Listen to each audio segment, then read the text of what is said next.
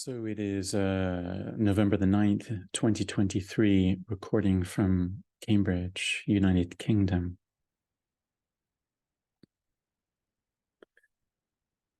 Wanted to reflect on a question that came up during a lunch yesterday. And this might be a slight variation on how the question was posed at the time, but here's the question. Can you fully understand Ibn Arabi if you're not a Muslim? Can you fully understand Ibn Arabi if you're not a Muslim? And so I just tell you a little story. So I'm here in England, and partly why I'm here is to be present to the opening of the Ibn Arabi Library at the Wolfson Institute in Cambridge, one of the universities. So it was a beautiful and meaningful event, and part of what I was present to at the ceremony was how much dedication by numerous people has happened for this collection to be now present and protected and available in this university setting. This was a theme that came up in a couple of the talks in the ceremony about all of what it has taken to make this collection possible. And I've really loved being here. Happened to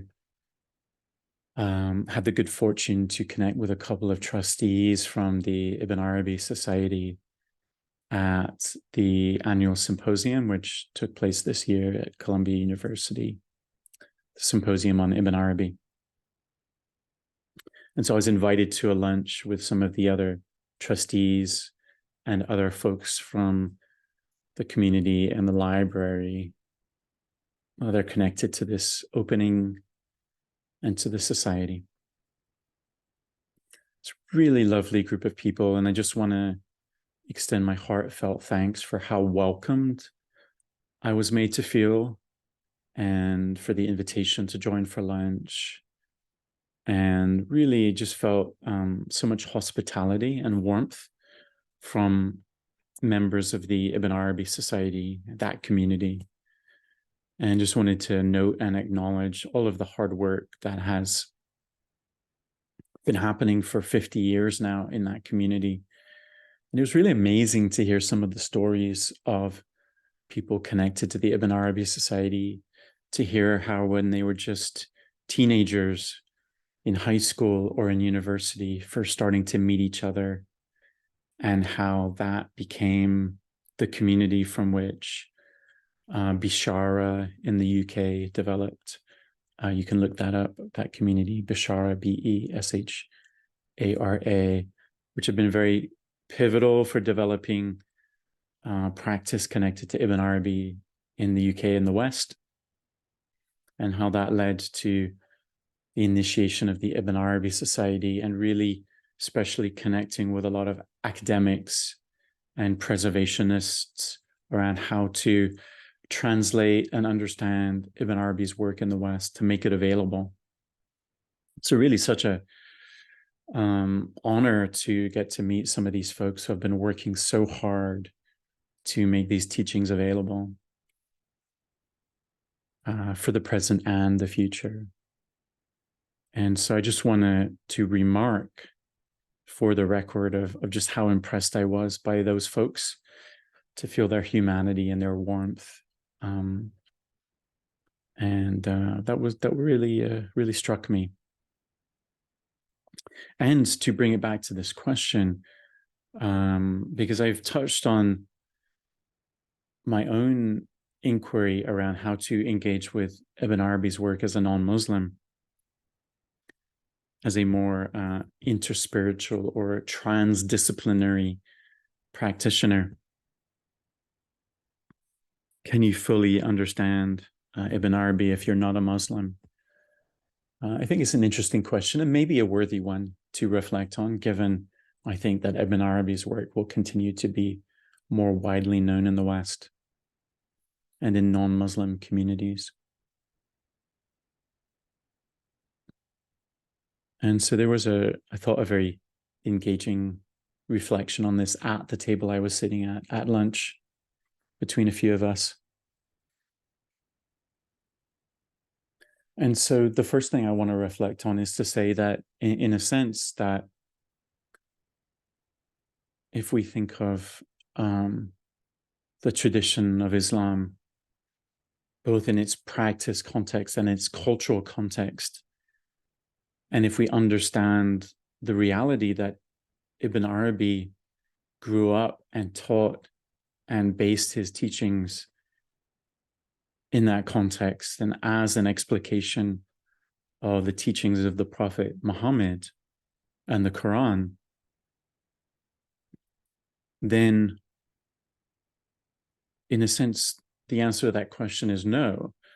We can't fully, or let's say in its complete resonance, understand Ibn Arabi from outside that cultural context in the same way that we might do if we were embedded in that cultural context. I think especially for folks who grew up in Islamic cultures or cultures that are traditionally Islamic, from what I've noticed in engaging in communities interested in Ibn Arabi with folks who come from, let's say, a cultural background in Pakistan or Morocco, I'm just really struck by how, in an embodied way, their interest in Ibn Arabi has such a depth, let's say, has so many layers of resonance from being in that perhaps more lifelong cultural and traditional engagement with Islam, with the Quran,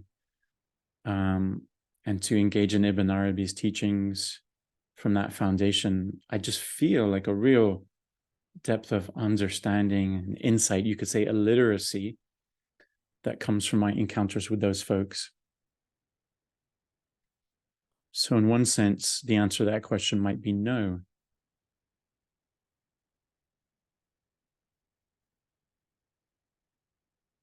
I also want to now touch on the universality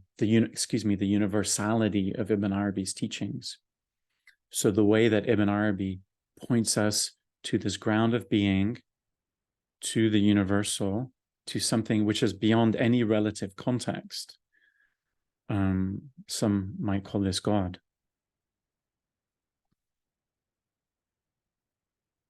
So there is a way in the universality of Ibn Arabi's teachings, which we are all invited to receive what we are able to receive from that, even if we may not have the depth of traditional cultural context to fully comprehend or resonate with, even a limited or a partial comprehension, because no one will have the full comprehension, whether they come from within or without the tradition. All of us are invited to receive what we are able to receive from the level of understanding and capacity that we have. So whether we're within or without tradition, our capacity as individuals to receive will always be very unique. It'll always depend on the person and whether we're within or without the tradition. And this is something that came up. What we see and what we understand and conceive of as the accessibility of Ibn Arabi's teachings is always going to be very personal.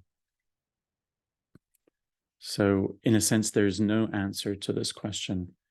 And it always comes back to who we are, where we are, and where we're coming from. And we may not be able to answer that question in a universal sense.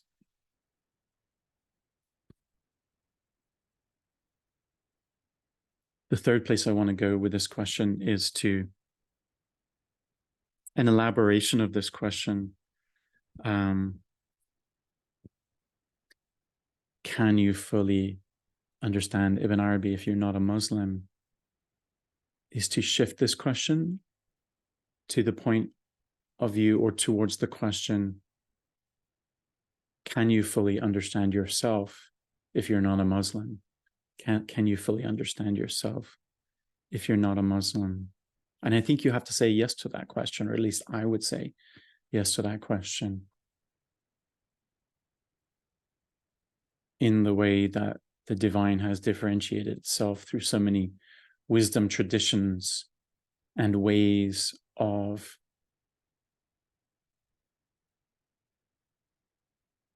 differentiating itself culturally or personally. I don't think we can say no to that question. I don't think our capacity to understand ourselves has to be mediated by the Islamic tradition, from my point of view. And there may be different ways to understand Islam. So we can understand Islam in the context of tradition and practice. And then there might be a way to open up an inquiry around Islam as a more universal tradition in the sense of this word Islam, meaning submission to that which is larger than us, to the divine,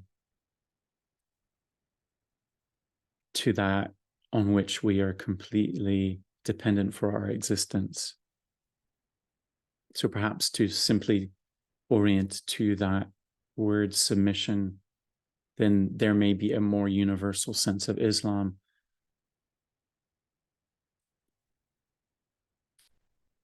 in which, out of necessity, we all have to, in a sense, find the place of our own incapacity, or find that place of deep groundedness and humility and receptivity as the foundation for opening up to receiving, you could say, the grace, the blessings, the guidance of what we might call God or Allah, the divine, the cosmic intelligence,